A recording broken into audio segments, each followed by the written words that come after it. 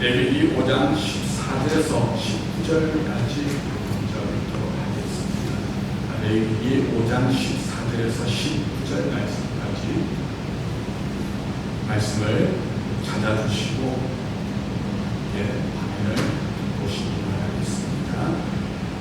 여호와께서 모세에게 말씀하여 이르시되 누구든지 여호와의 성물에 대하여 부지 중에 범죄하였으며 여호와께 속건제를 드리되 내가 지정한 가치를 따라 성소의 세겔로 몇 세겔 은에 상당한 흠없는 숫양을 양떼 중에서 끌어다가 속건제로 드려서 성물에 대한 잘못을 보상하되 그것의 5분의 1을 더하여 제사장에게 줄 것이요 제사장은 그 속건제의 숫양으로 그를 위하여 속죄한즉 그가 사함을 받으리라.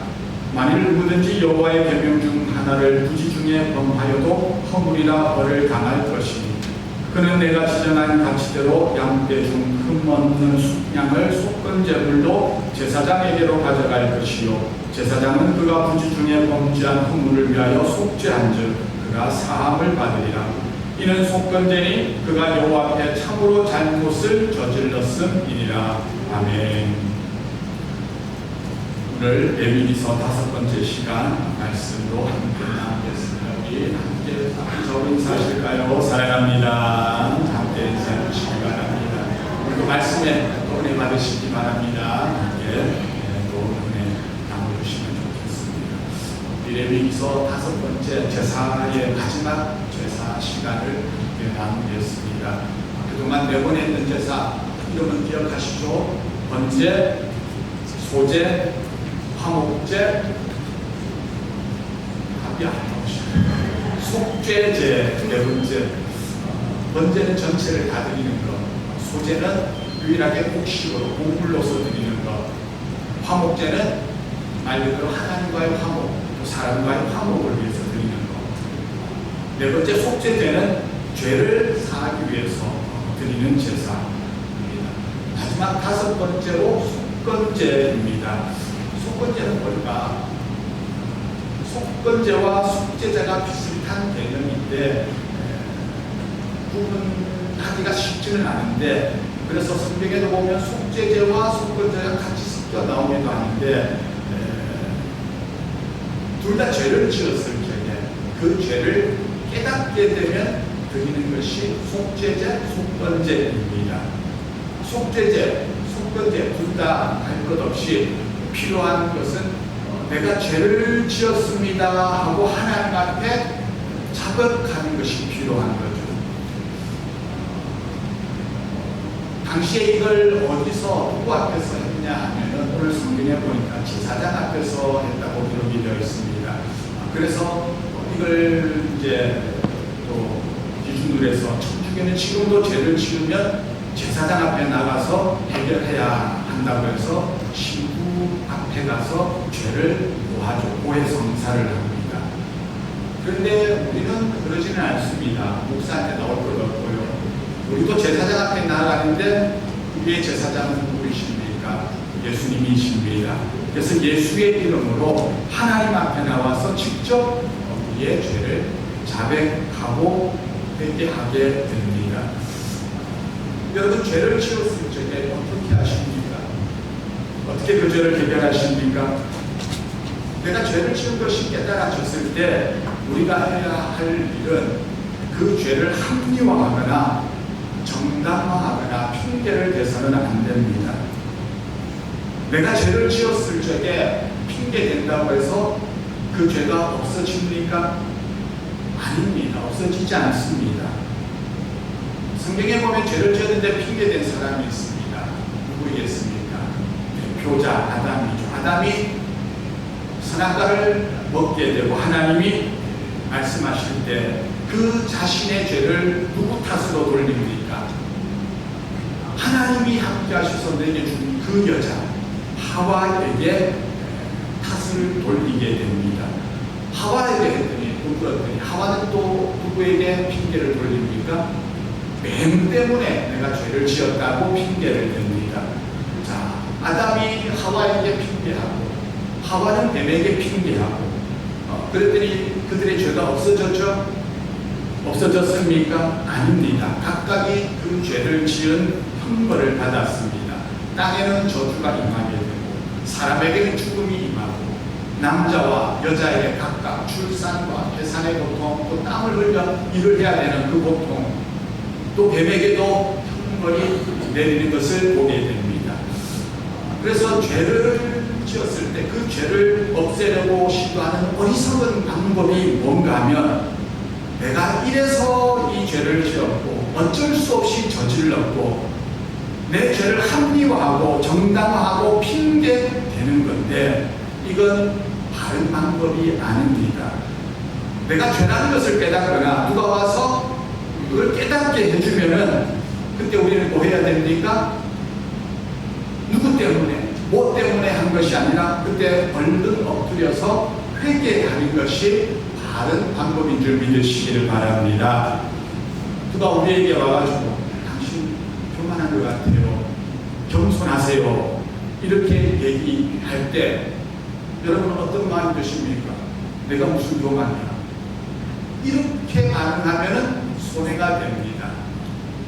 내 안에 그런 말을 들을 때 내 안에 교만이 없는지 돌아보고, 만약에 그런 것들이 있다면 어떻게 해야 됩니까? 회개해야 되는 거죠. 누가 당신 왜 이렇게 욕심이 많아? 이렇게 하면 뭐라고 반응하시겠습니까? 내가 무슨 욕심이 많다고, 난 없어, 뭐 이렇게 할 게 아닙니다. 제가 뒤로 돌아가가지고 사람들을 향해서 어이 욕심쟁이 하고 딱 부르면은 사람들 어떻게 하실 것 같습니까? 날 부르나 하면서 돌아볼 사람 많습니다. 다 돌아볼 겁니다. 왜냐하면 우리 안에 그런 본성이 있어요. 죄성이 있어요. 그러다 보니까 어이 욕심쟁이, 이 죄 지은 사람, 이런 얘기 들으면 아이쿠 들켰네, 나 얘기하나 하는 마음이 자연스럽게 들게 됩니다. 예전에 그 무작위로 메일을 보냈죠. 공직자들에게, 고위공직자들에게. 나는 당신이 어젯밤에 한 일을 알고 있어. 원래 어디 들어간지 다 봤어. 그거 들키지 않으려면 나에게 돈 1,000불 보내시오 라고 메일을 보냈더니요, 의외로 돈을 보낸 사람들이 많았다고 합니다. 찔리는 게 있으니까.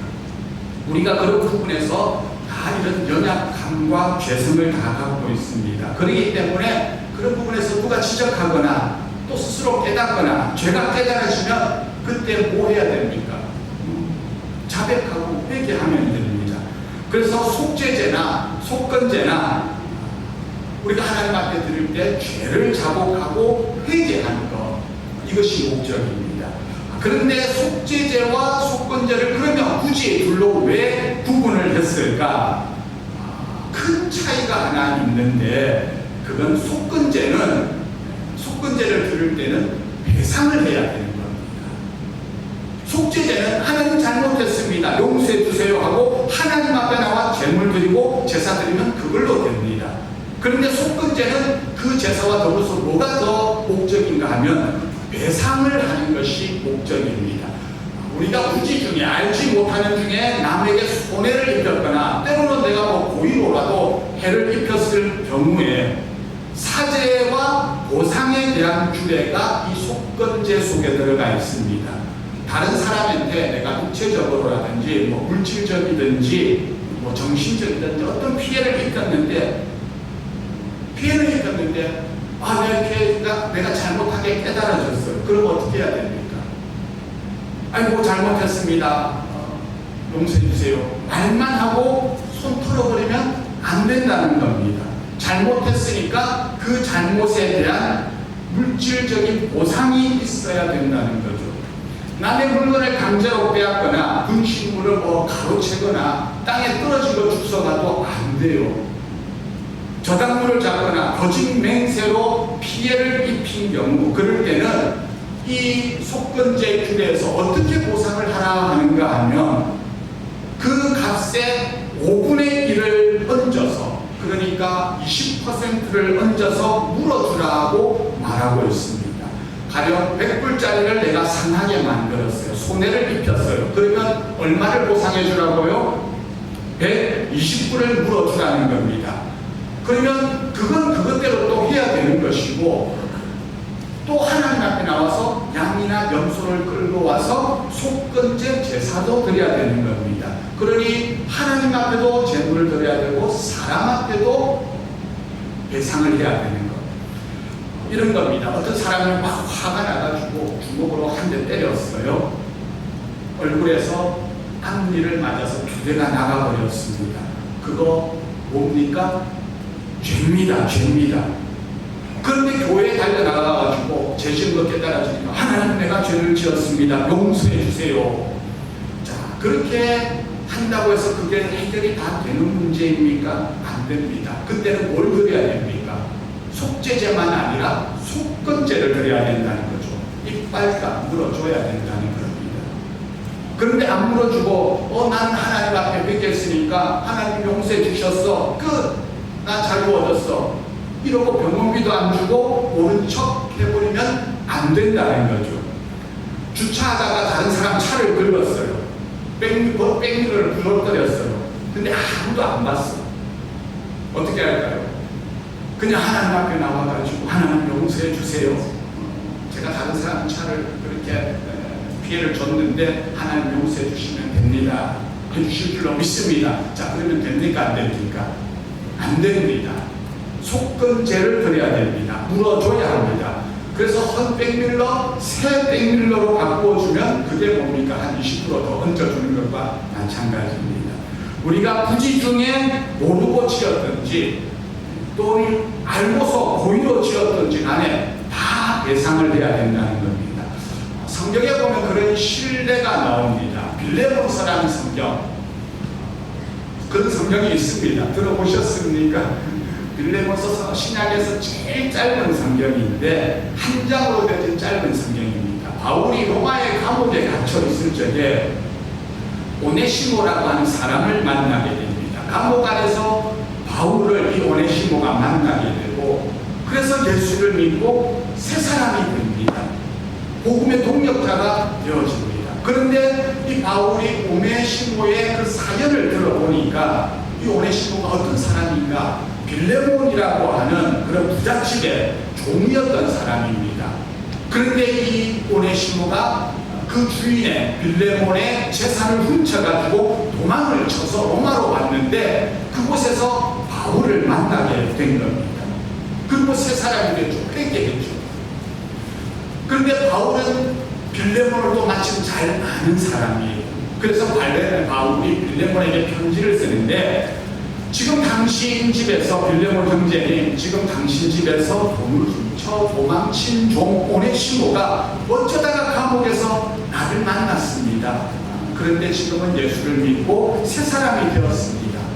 이제는 이 오네시모를 예전에 종으로 대접하지 마시고 대하지 마시고 형제처럼 사랑의 마음으로 대해주시기를 바랍니다. 라고 편지를 썼습니다. 그리고 나서 덧붙이는 말이 있는데, 이 오네시모가 당신에게 재산상의, 금전상의 손해를 주었지만 우리가 주 안에서 서로 형제니까 용서하고 없던 걸로 하시오, 해주시면 좋겠습니다. 뭐 이렇게 했나요? 이렇게 했을까요?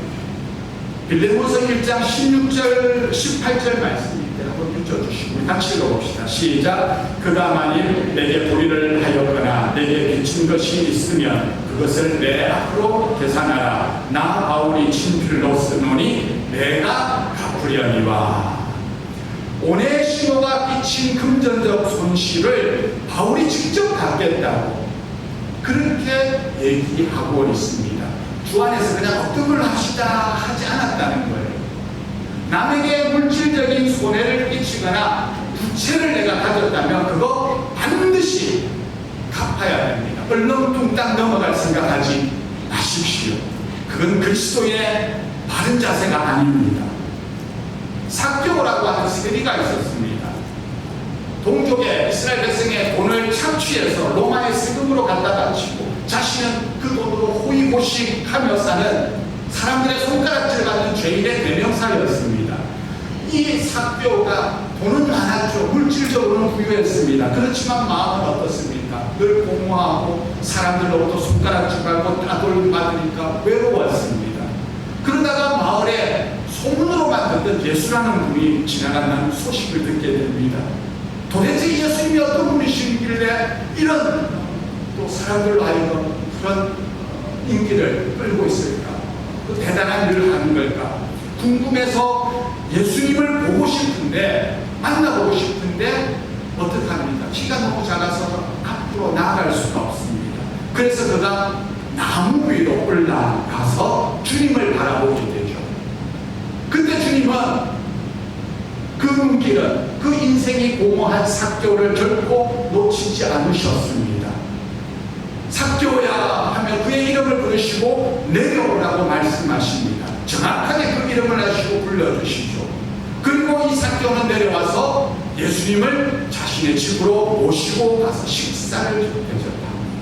그리고 예수님을 자기의 구주로 영접하게 되고, 그걸로 나 구원받았습니다 하고 끝난 것이 아닙니다. 그가 한 행동이 있습니다. 뭘까요? 누가복음 19장 8절 말씀인데요. 함께 읽습니다. 시작. 삭개오가 서서 주께 여짜오되 주여 보시옵소서, 내 소유의 절반을 가난한 자들에게 주겠사오며 만일 누구의 것을 속여 빼앗은 일이 있으면 내 갑절이나 갚겠나이다. 내 소유의 절반을 가난한 자들에게 주겠고, 만약 내가 남을 속이거나 도둑질한 게 있으면, 착취한 게 있으면 얼마를 갚는다고요? 4배나 갚겠다는 겁니다. 왜 4배일까요? 속건제의 배상 기준으로는 20%만 갚으면 되는데 왜 더 주는 겁니까? 출애굽기 율법에 보면은 양을 도둑질하여 잡거나 훔쳐서 팔게 되면 양 한 마리에 4마리의 값으로 갚라는 규례가 있습니다. 삭개오는 20%만 갚아도 되는데, 그런 일반 배상 수준이 아니라 고의적이고 파렴치한 가축 절도범에게 해당되는, 적용되는 최고 수준의 그런 4배 보상을 자청을 해서 갚는 겁니다. 삭개오는 예수님을 영접하자마자 그가 다른 사람들에게 끼쳤던 그 잘못들, 해악들, 피해들에 대해서 4배를 갚는 그런 고백을 하게 됩니다. 이것이 바로 속건제입니다. 속건제라는 것이 단순히 구약의 그 대사 중 5가지 중에 한 가지구나, 그냥 그것으로만 이해해서 되는 것이 아니라 오늘날에도 우리의 실제적인 삶 속에서 행해져야 되는 그런 율법입니다. 그래서 이건요, 단순히 뭐 보상해라, 양심의 문제에 따라서 보상해라 하는 차원이 아니라 우리가 예수 믿는 사람으로서, 그리스도인으로서 보여주어야 될 순종의 모습임을 기억하시기를 바라겠습니다. 바로 이게 속건제의 의미입니다. 그러면서 16장 말씀에 나오는 내용들인데, 사실 6장 말씀은 5장과 같이 붙어 있어야 되는데 분리가 되어졌습니다. 6장 1절에서 7절 말씀까지도 속건제에 대한 그런 주제들이 나오는데, 같이 한번 읽어볼게요. 제가 1절에 있고 2절을 여러분이 또 같이 교독하면서 7절까지 읽겠습니다. 제가 먼저 읽습니다.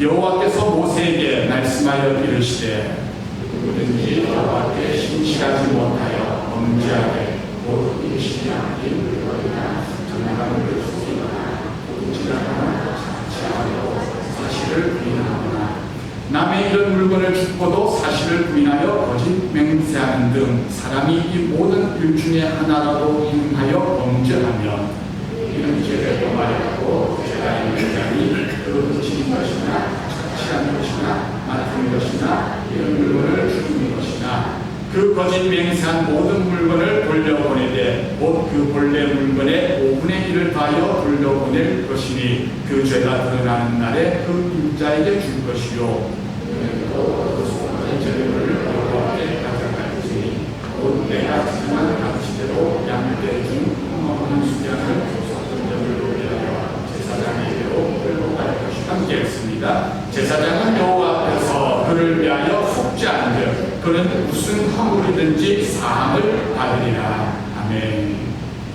자, 내가 죄를 지은 것, 다른 사람에게 피해를 끼친 것이 깨달아졌어요. 자, 그러면 2가지를 해야 되는데, 하나님 앞에 용서받아야 되고 사람 앞에도 용서를 받아야 되는 거죠.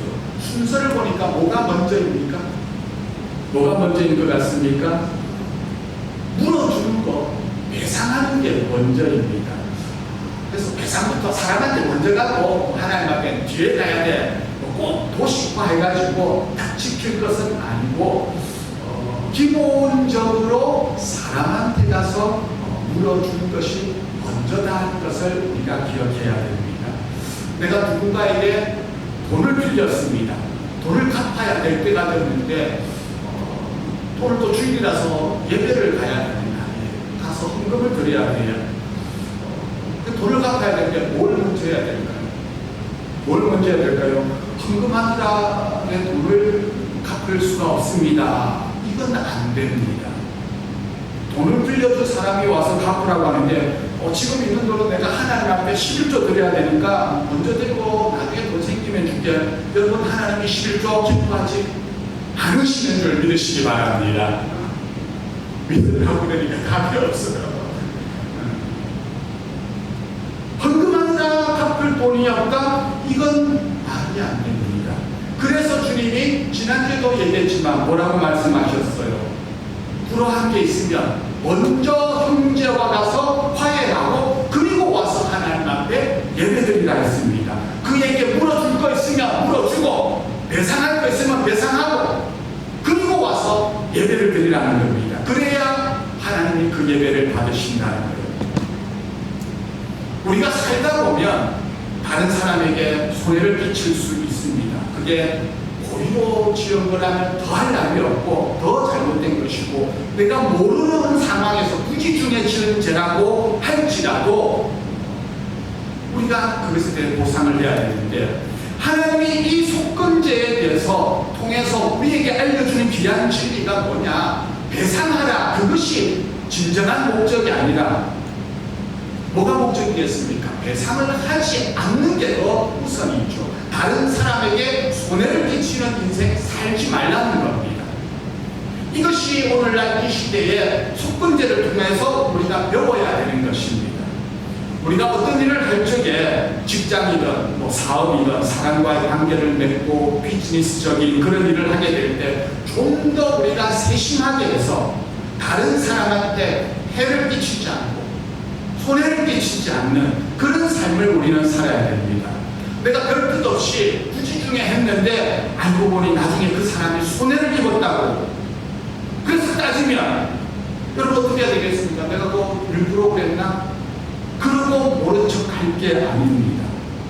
그러면서 속건제를 통해서 더 근본적으로 깨달아야 할 것은 손해를 끼친 다음에 물어주고 배상을 하고 그것도 필요하지만 속건제 이 제사 규례를 두신 하나님의 뜻이 뭔가 살면서 부지중이든지 고이든지 아니면 알았든지 몰랐든지 다른 사람한테 해를 끼치지 말라는 겁니다.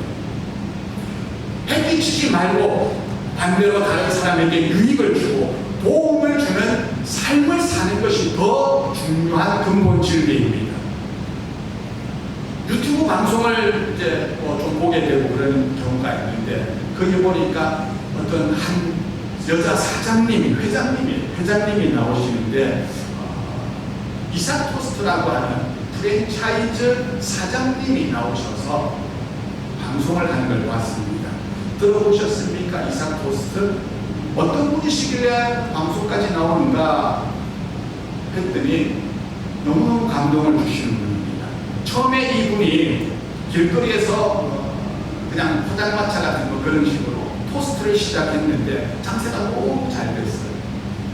그런데 누가 어려운 사람이 있어가지고 그러면 내가 하는 걸 같이 한번 해보지 않겠습니까? 해가지고 가게 차리는 것을 도와줬는데 또 그 가게도 잘 되고 또 다른 사람 어려운 사람이 있어서 또 그 사람도 도와주려고 가게를 차리고 그러다 보니까 이게 프랜차이즈가 돼가지고 지금 매장 개수만 900개가 되었습니다. 엄청나죠.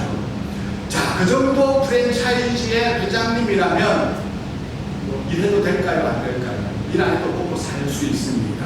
보통의 창업주라면 그냥 가맹비만 받고 월 수수료만 받아도 재벌입니다. 그런데 이분은 전혀 가맹비나 수수료 받지 않고 받아도 최저 수준으로 받습니다. 어려운 분이 있으면 먼저 돈 빌려주고 가게 먼저 차리게 해주고 그리고 수익으로 그걸 받는 거고, 보통은 프랜차이즈 하는 분들이 이 월 가맹 비용 때문에 남는 게 없다고 막 본사에 컴플레인 많이 하는데, 여기에는 점주들이 전부 다 본사를 칭찬하고 이 회장님을 칭찬을 합니다. 물건도 재료비를 선불로 받고 주는 게 보통인데 여기는 재료비를 먼저 주고 후불로 돈을 받는다는 겁니다. 세상에 이런 분이 어디 있나 하면서 칭찬을 하는데, 이 여자 회장님이라는 분이 너무 겸손하셔가지고요, 조금도 과시하거나 욕심 부리지 않고 회장님이라고 부르면 너무 쑥스러워하시고 자기는 그냥 가이드라고 불러달라, 다른 사람을 도와주는 가이드로 자기는 삶의 보람을 찾고 나를 통해서 누군가가 힘을 얻고 일어설 수 있다면 그것으로 만족합니다. 그것이 진짜 성공입니다 라고 고백을 하는 겁니다. 이분이 가게를 계약을 할 때 절대 바꾸지 않는 운영 수칙이 있습니다. 이 가맹 사업은 서로 도와가며 더불어 살아가는 삶을 목적으로 하며 수입의 일정 부분을 어려운 이웃과 사회에 기여하게 해야 합니다 라는 운영 수칙을 정했습니다. 마인드가 너무 훌륭하고 은혜롭지 않습니까? 이걸 너무 은혜롭지 않아요. 혹시나 해서 좀 찾아봤더니 이분이 어떤 분이실까요? 예수 잘 믿는 분이에요. 이름부터 이삭 포스트지 않습니까? 그래서 이분이 그렇게 사람들을 은혜를 끼치고 유익을 끼치고 돕는 것에 큰 보람을 가지고 살아가는 이분을 보면서 이런 분이 예수 믿는 것이 너무 감사하고 또 예수를 믿었기 때문에 바로 이런 분이 되지 않았을까 생각해 봅니다. 저와 여러분이 바로 이런 자가 되어지기를, 이런 은혜의 사람이 되어지기를 주의 이름으로 축원합니다. 우리가 살아갈 때 인간 관계의 원칙이 뭐가 되어야 됩니까? 다른 사람한테 손해 안 끼치는, 해를 주지 않는, 피해를 주지 않는 그런 삶을 살아야 하고, 더 나아가서 다른 사람을 잘 되게 하고 유익하게 하는 그런 삶을 살아갈 수 있기를 축원합니다. 우리가 5가지 제사를 나눴어요. 번제, 속제제, 속건제, 화목제, 또 소제 이렇게 나눴는데 이 5가지 제사 속에는 들어가 있는 정신이 뭡니까? 그냥 죄지는 제사를 통해서 없애야 된다 이것이 아니라 하나님을 사랑하고 사람을 사랑하는 구체적인 그런 방식이 들어가 있는 것이, 그것이 기본 정신입니다. 속건제를 통해서 하나님이 주신 것은 속건제가 있음으로써 우리로 하여금 조심하게 만드는 겁니다. 사람에게 해를 끼치지 않고 더 나아가서 사랑하게 만든다는 거죠. 만약에 속건제가 없으면은 우리가 조심하지 않고 그냥 인생을 막 사는 경우가 많을 겁니다. 그런데 속건제는 뭘 해줘야 된다고요? 배상을 해줘야 돼요. 후하게 물어줘야 됩니다. 제사는 제사대로 드려야 되고 또 사람에게도 물어야 되니까 비용이 2배, 3배로 들어가지 않습니까? 사람이 배울 적에 제일 확실하게 빨리 배우고 깨달을 수 있는 방법이 뭐냐 하면 물어주고 배우면 확실히 배웁니다. 값비싼 수업료 내고 배운다고 하지 않습니까? 운전할 적에 우리 자녀들 처음에 운전면허 따가지고 운전할 적에 부모들이 뭐라고 합니까? 운전할 때 조심해서 운전해라, 조심해서 운전해라 하잖아요. 10마디 하는 것보다 어떤 게 제일 효과적인가 하면 뭐 이렇게 돼서는 안 되겠지만 아이들한테 가장 확실하게 깨닫는 것은 사고 한번 나가시고 배상해주고 보험료 들어가고 올라가고 돈 억수로 깨지고 그러면 조심하지 말라고 해도 조심하게 됩니다. 저희 큰딸이 지금 여기 와 있는데 오늘 왔어요. 예전에 향기가 차 주차하다가 제 차를 받았어요. 끌어버렸어요. 주차하다가 물어달라고 했더니 자기가 나중에 그때는 학생이었어요. 돈 벌면 갚아준다고 물어준다고 하더라고요. 돈 잘 버는데 아직도 안 갚았어요. 그 뒤로는 이제 사고 안 난 거예요. 그냥 말로 조심해 했으면 별로 실감이 만나서 방심할 텐데 한 번 듣고 나니 교훈이 확실하게